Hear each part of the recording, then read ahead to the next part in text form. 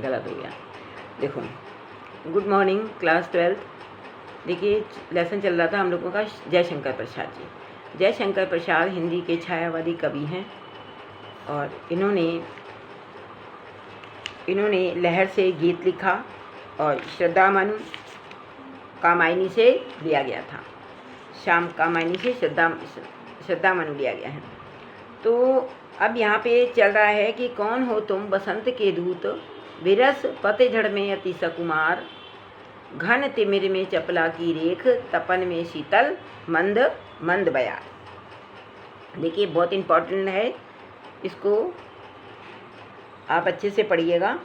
देखिए, अपना परिचय देने के बाद, जब अपना परिचय दे दिया मनु ने, तो मनु अपना परिचय देने के बाद में श्रद्धा से उसका परिचय जानने का प्रयत्न करते हैं।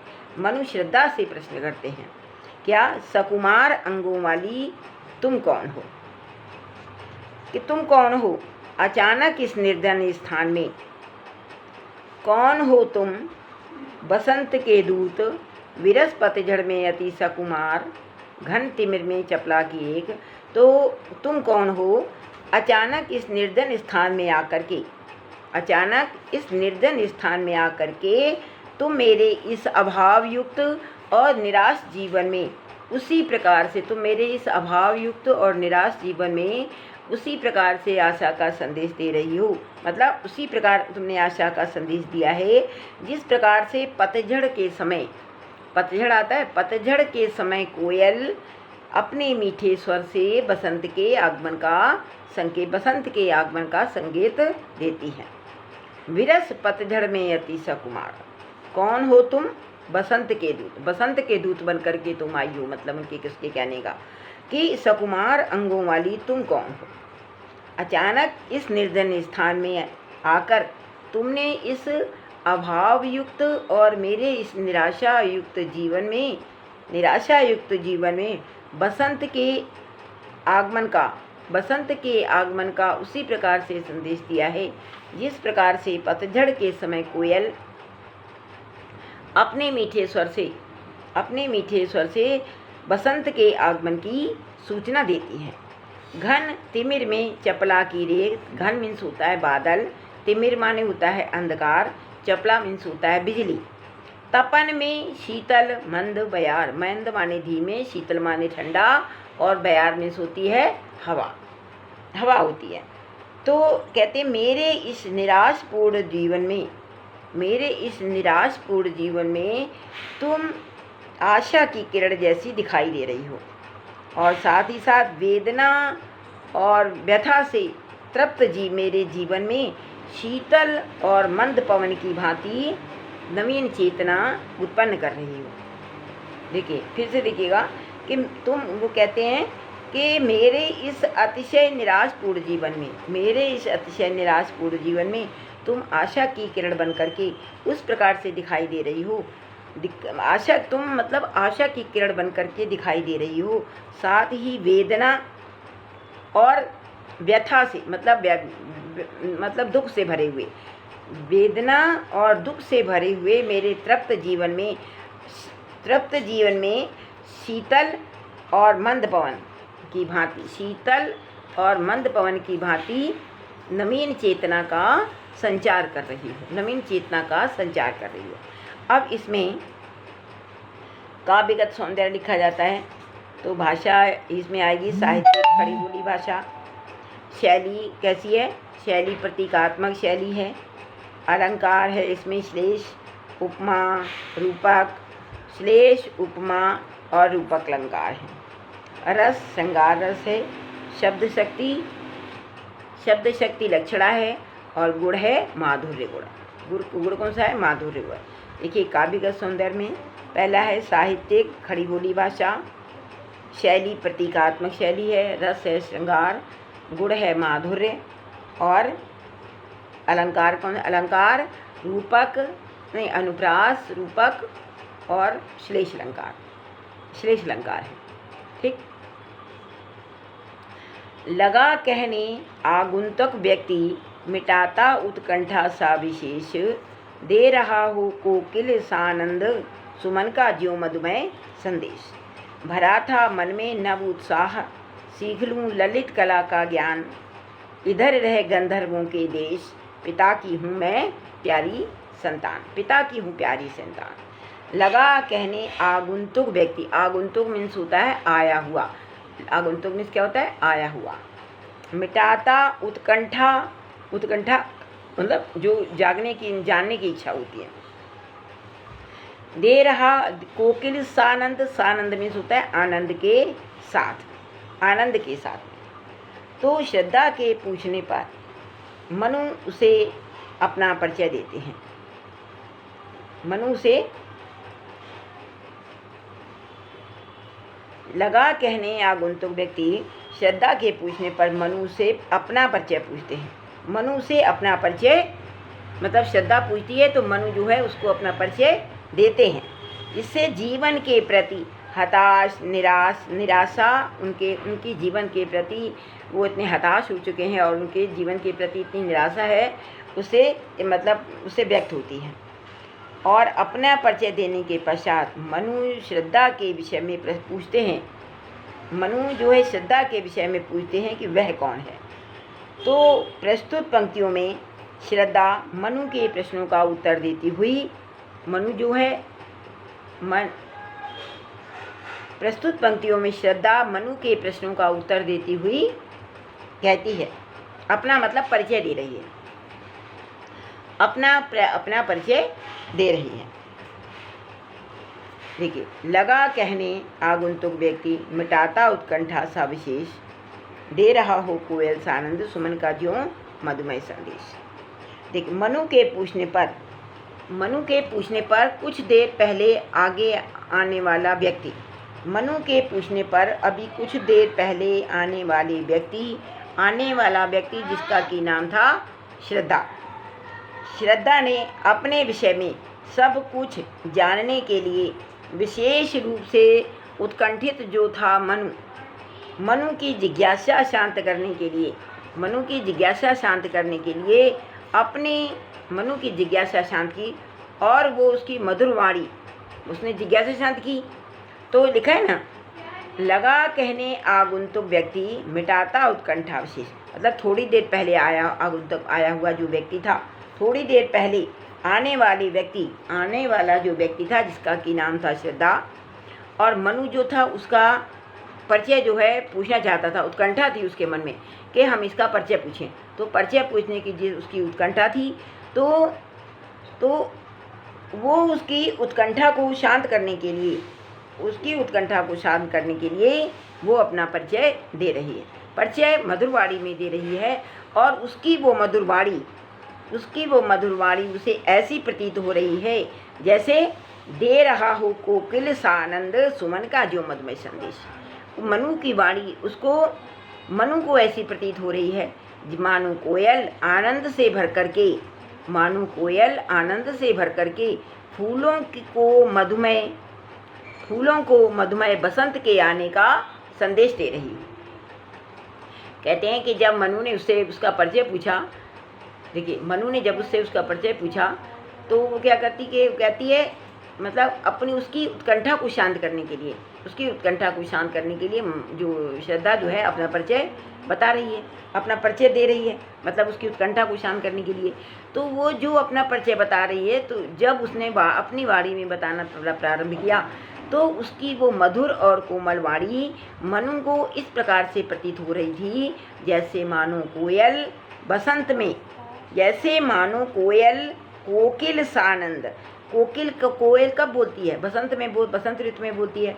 तो कहते हैं जैसे मानो कोयल आनंद में भर करके फूलों के मधुमय आने का संदेश दे रही हो। सुमन का ज्यों मधुमय संदेश, फूलों से भर करके फूलों को सचमुच मधुमय आनंद का संदेश दे रही हो। भरा था मन में नव उत्साह, सीख लूँ ललित कला का ज्ञान, इधर रह गंधर्वों के देश, पिता की हूँ प्यारी संतान। वो कहती है कि मेरे मन में, कहते हैं ऐसी मधुरवाणी में श्रद्धा कहती है कि मेरा युवा मन जो था उत्साह से परिपूरित है, उत्साह भरा हुआ है। भरा था मन में नव उत्साह, मेरे मन में उत्साह, मेरा जो मन है नव उत्साह से परिपूरित है, मतलब मेरा मन जो उत्साह से भरा हुआ है। सीख लूँ ललित कला का ज्ञान, और जिसने मेरे मन में ललित कलाओं का ज्ञान सीखने की उत्कंठा, मतलब मेरे मन में नव उत्साह भरा हुआ है, जिससे कि मेरे मन में ललित कलाओं का ज्ञान सीखने की उत्कंठा जागी है। इधर रह गंधर्वों के देश, और मैं गंधर्वों के देश में रह रही हूँ। मतलब ललित कलाओं का ज्ञान क्या होता है? गायन, वादन और नृत्य करना, गाना बजाना और नृत्य करना, यही होते हैं ललित कलाओं का ज्ञान। वो कहती है मेरे मन में ये उत्कंठा जागी है मेरे मन में कि मैं कुछ ललित कलाओं का ज्ञान, गायन, वादन और नृत्य वगैरह कुछ मैं सीख लूँ। इधर रह गंधर्वों के देश, मैं गंधर्वों के देश में निवास करती हूँ, और पिता की हूँ प्यारी संतान, और अपने पिता की मैं प्यारी संतान, और मैं अपने पिता की प्यारी संतान। ठीक है, अब इसमें हम लोग देखते हैं काव्यगत सौंदर्य। तो काव्यगत सौंदर्य में कहते हैं श्रद्धा का जो मधुर कंठ है, जो उसने मीठी वाणी में उसको अपना परिचय दिया है, तो उसका परिचय प्राप्त होता है मधुर कंठ का। मधुर कंठ का मतलब मधुर कंठ की जो उसकी विशेषताएं होती हैं उसका परिचय प्राप्त होता है। और भाषा इसमें भी भाई ये साहित्यिक हिंदी खड़ी बोली भाषा है, और शैली प्रतीकात्मक शैली है। अलंकार जो है रूपक और उपमा अलंकार है, रूपक और उपमा अलंकार हैं। और रस इसमें है श्रृंगार रस, और छंद जो है 16 मात्राओं का छंद है, ये 16 मात्राओं का छंद है। और गुण उस माधुर्य, इसमें भी गुण माधुर्य था, यहाँ पर भी आएगा गुण माधुर्य। ठीक है, देखिए काव्यगत विशेषताओं में श्रद्धा का जो श्रद्धा के मधुर कंठ की विशेषताओं का यहाँ पर चित्रण किया गया है। और दूसरा भाषा जो है साहित्यिक हिंदी खड़ी बोली भाषा है, शैली प्रतीकात्मक है, उपमा और रूपक अलंकार है, गुण माधुर्य है, और क्या है? रस श्रृंगार रस है, श्रृंगार रस। ठीक, देखिए दृष्टि जब जाती हिमगिरी ओर, प्रश्न करता मन अधिक अधीर, धरा की यह सिकुड़न भयभीत, आह कैसी है क्या है पीर। पीर मीन्स होता है दर्द है, हिम माने होता है, हिम मीन्स होता है बर्फ, हिमगिरी मतलब होता है हिमालय पर्वत, अधीर मतलब धैर्य को ना धारण करना, भयभीत मीन्स भय से डरा हुआ जो व्यक्ति होता है। बड़ा मन और चले ये पैर, शैल मालाओं का श्रृंगार, आँखों की भूख मिटी यह देख, आह कितना सुंदर संभार। तो संभार माने क्या होता है? संपूर्णता।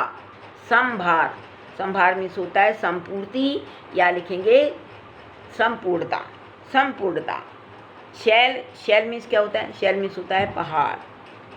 शैल मालाओं का मतलब होता है पर्वत मालाएं। ठीक है, तो लिखा है दृष्टि जब जाती, देखिए दृष्टि जब जाती हिमगिरी ओर, श्रद्धा कहती है कि जब मेरी दृष्टि हिमालय पर जाती है। दृष्टि जब जाती हिमगिरी ओर, श्रद्धा कहती है कि जब मेरी दृष्टि हिमगिरी ओर मतलब हिमालय की ओर जाती है। प्रश्न करता मन अधिक अधीर, और मेरा मन जो होता है अधीर होकर के धैर्य को धारण नहीं कर पाता है, और मेरे मन में बार बार ये प्रश्न उठता है, क्या? धरा की ये सिकुड़न भयभीत, आह कैसी है क्या है पीर। कि पृथ्वी की सिकुड़न के समान, धरा की सिकुड़न, पृथ्वी की सिकुड़न के समान मन को भयभीत कर देने वाले इस हिमालय का आखिर स्वरूप क्या है? मोटर चल रही थी ना, बत्ती चली गई है। तो धरा की यह सिकुड़न भयभीत, आह कैसी है क्या है पीर। तो कहते हैं पृथ्वी की सिकुड़न के समान मन को भयभीत कर देने वाले इस हिमालय का आखिर स्वरूप क्या है? आखिर इसका स्वरूप क्या है, और इसमें निवास करने वाले लोगों का दुख दर्द क्या है, और इसमें निवास करने वाले लोगों का दुख दर्द क्या है। इस प्रकार से जो अनेक प्रश्न हैं जो मेरे मन में बार बार उठते हैं। देखिए दृष्टि जब जाती हिमगिरी ओर, श्रद्धा कहती है कि जब मेरी दृष्टि हिमालय की ओर जाती है। तो प्रश्न करता मन अधिक अधीर, मेरा मन जो था अधीर हो करके मतलब धैर्य धारण नहीं कर पाता है। और मेरे मन में बार बार ये प्रश्न उठता है कि धरा की यह सिकुड़न संबी पृथ्वी की सिकुड़न के समान, पृथ्वी की सिकुड़न के समान मन को भयभीत कर देने वाले इस हिमालय का आखिर स्वरूप क्या है, और इसमें निवास करने वाले, और इसमें जो व्यक्ति निवास करते हैं, और इसमें निवास करने वाले व्यक्तियों का आखिर दुख दर्द क्या है। तो मेरे मन में बार बार यही प्रश्न उठते हैं। बढ़ा मन और चले ये पैर, शैलमालाओं का श्रृंगार, आँख की भूख मिटी यह देख, आह कितना सुंदर संभार। देखिए श्रद्धा आगे कहती है, श्रद्धा इसके बाद कहती है बढ़ा मन कि मुझे मेरे प्रश्नों का कोई समापन नहीं मिला, मुझे अपने प्रश्नों का कोई भी समाधान नहीं मिला। जब कोई समाधान नहीं मिला तो मेरा मन कहाँ चला? तो मेरे मन ने क्या निश्चय किया? बढ़ा मन, तो मेरा मन दूसरी तरफ बढ़ गया। मेरे मन ने क्या निश्चय किया कि कि ज्यों इस हिमालय क्षेत्र में घूम करके पर्वतमालाओं का अनुपम सौंदर्य देखने के लिए वो आगे बढ़ गया। मेरा जो मन था, कहती है बढ़ा मन, जब मुझे इन प्रश्नों का कोई भी ठीक से समाधान भरा उत्तर मन को जब मैंने ये प्रश्न किए, तो जब मेरे इन प्रश्नों का मुझे कोई ठीक से कोई उत्तर नहीं मिला, तो मेरा बढ़ा मन, तो मेरे मन ने ये निश्चय किया कि मैं हिमालय क्षेत्र में घूम करके इनके विषय में जाना जाए। बढ़ा मन और चले ये पैर, जब मुझे अपने इन प्रश्नों का कोई ठीक से समाधान नहीं हो पाया मेरे प्रश्न का, तो मेरे मन ने ये निश्चय किया, और मेरा मन जो था, और मेरा मन हिमालय के क्षेत्र में घूम करके मेरे मन ने यह निश्चय किया कि हिमालय के क्षेत्र में घूम करके इसके विषय में जाना जाए।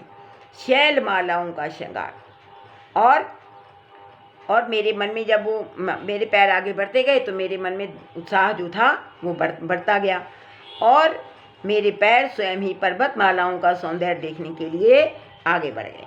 शैलमालाओं का श्रृंगार, और मेरे पैर पर्वतमालाओं का श्रृंगार देखने के लिए स्वयं ही आगे बढ़ गए।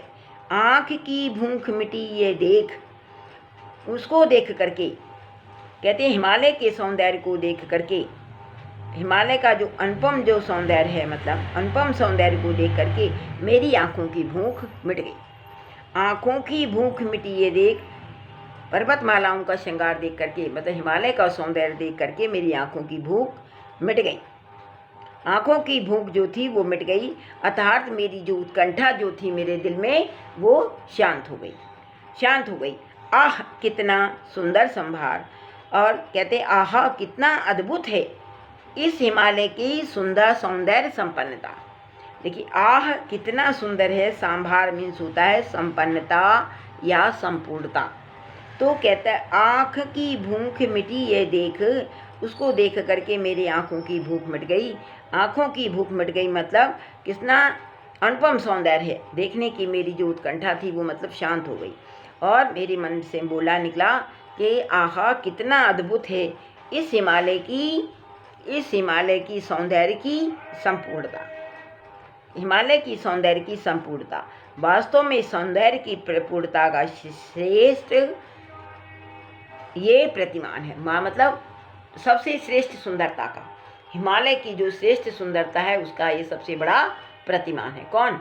हिमालय पर्वत। देखिए बढ़ा मन और चले ये पैर, कहते हैं कि जब मेरे मन के जो प्रश्न थे उनका समाधान नहीं हो पाया, तो मेरे मन ने निश्चय किया कि इन पर्वतमालाओं की ओर आगे बढ़ा जाए।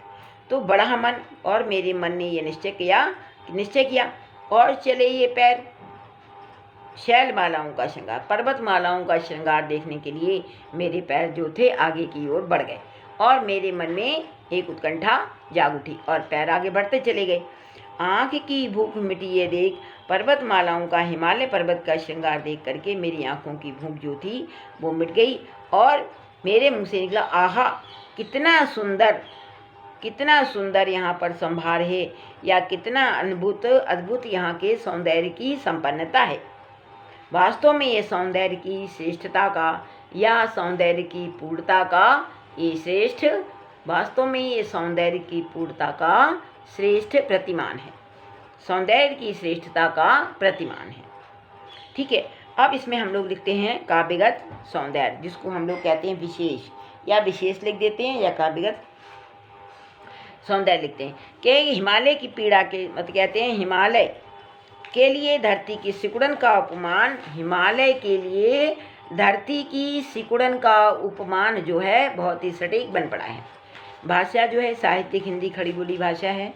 अलंकार रूपक, उपमा और अनुप्रास अलंकार हैं। रस इसमें है शांत रस, और छंद जो है 16 मात्राओं का श्रृंगार छंद है। 16 मात्राओं का ये श्रृंगार छंद है। और गुण है प्रसाद, और शब्द शक्ति है अमिधा और लक्षणा। शब्द शक्ति है अमिधा और लक्षणा।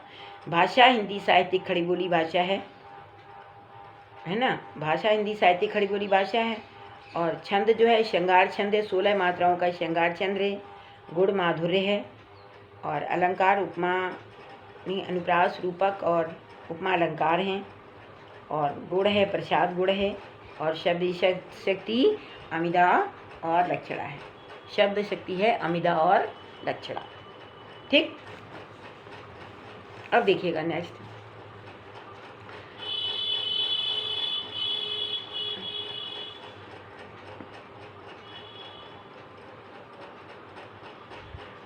यहाँ देखा कुछ बलि का अन्न, भूत हित रहत किसका दान। ये जो लिखा हुआ है 8 लाइन्स जो हैं, ये कोई इम्पोर्टेंट लेसन नहीं है, ये इम्पोर्टेंट नहीं है। आप इन जो 8 लाइन्स हैं इनको आप छोड़ दीजिएगा। आगे आइएगा। दुख की पिछली रजनी बीत, विवस्था सुख का नवल प्रभात, एक पर्दा एक झीना नील छिपाए हैं जिसमें सुख गात, जिसे तुम कहते हो, समझे हो अभिशाप, जगत की ज्वालाओं का मूल, ईश का वै रहस्य वरदान, कभी मत जाओ इसको भूल। कहते हैं दुख की पिछली रजनी बीच, कहते हैं दुख की पिछली रजनी बीत। दुख रजनी मीन्स होता है रात, है ना। विकसता माने खिलता है। सुख का नवल प्रभात मीन्स होता है सवेरा। तो कहते हैं श्रद्धा मन को सांत्वना देते हुए, श्रद्धा जो है मनु को सांत्वना देते हुए और उसको प्रेरित करते हुए कहती है कि दुख की पिछली काली रात के बाद में क्या आता है, सुख का नया सवेरा जो है जरूर निकलता है। श्रद्धा मनु को सांत्वना देते हुए कहती है कि दुख की काली रात के बीच ही सुख का नया सवेरा विकसित होता है। लिखा है दुख की पिछली रजनी बीत, दुख की काली रात के बाद में विकसता सुख का नवल प्रभात, सुख का नया प्रभात जो है विकसित होता है। काली रात के बीच में सुख का नवल प्रभात मतलब नया सवेरा विकसित होता है। जैसे बीती हुई रात की विकसता सुख का नवल प्रभात, एक पर्दा एक झीना नील छिपाए हैं जिसमें सुख गात। कहते हैं बीती हुई रात के, जो रात बीत जाती है तो बीती हुई रात के झीने और नीले धुंधले पर्दे के समान बीते हुए दुख की अनुभूति सुख के बीच पर्दा बनी हुई है। कहते हैं देखिए, कहते हैं बीती हुई रात के, जब जो रात बीत जाती है उसमें झीना नीला लिखा है, एक पर्दा एक झीना नील, एक दो सुख और दुख के बीच में एक पर्दा पड़ा हुआ है। पर्दा कैसा है, झीना जो मतलब कैसा है, रेशमी पर्दा है और वो जालीदार पर्दा है जिसमें जाली लगी हुई है। झीना मतलब इधर से उधर उसको दिखाई देता है। तो एक पर्दा एक झीना नील छिपाए हैं जिसमें सुख गात जिसमें उन्होंने कहते हैं झीने नीले धुंधले पर्दे के समान बीते हुए दुख की जो अनुभूति है सुख के बीच में एक पर्दा बनी हुई है, और वह सुख में जो पर्दा बनी हुई है वह सुख में अरुण के आने का संदेश दे रही है। वह सुख में अरुण के आने का संकेत दे रही है। मतलब अरुण में क्या होता है? अरुण में से एक लाल रंग होता है, अरुण में होता है सूर्य कैसा होता है? लाल। तो अरुण के आने का संकेत दे रही है। मतलब उसके कहने का है कि दुख की रात के बाद में सुख का सवेरा जरूर आता है। रात काली जब बीत जाती है तो सुख का नवल प्रभात विकसित हो जाता है, और इन दोनों के सुख और दुख के बीच में एक धुंधला सा पर्दा है, झीना नील, जो मतलब जालीदार एक पर्दा है, जो सुख के आने का भी संकेत दे रहा है, जो सुख के आने का भी संकेत यहाँ पर दे रहा है। जिसे तुम समझे हो अभिशाप जगत की ज्वालाओं का मूल। कहते हैं कि जिस दुख को तुम शाप समझते हो, अभिशाप समझते हो, वही संसार की पीड़ा का मूल कारण है। कहता है जिसे तुम समझे हो अभिशाप जगत की ज्वालाओं का मूल, जिसे तुम अभिशाप समझते हो और ये समझते हो कि यह संसार की पीड़ा का ही कारण है। ये संसार का मूल कारण क्या है? पीड़ा। यही संसार की पीड़ा का मूल कारण है। तो ईश का वह रहस्यमय वरदान कभी मत जाओ इसको भूल।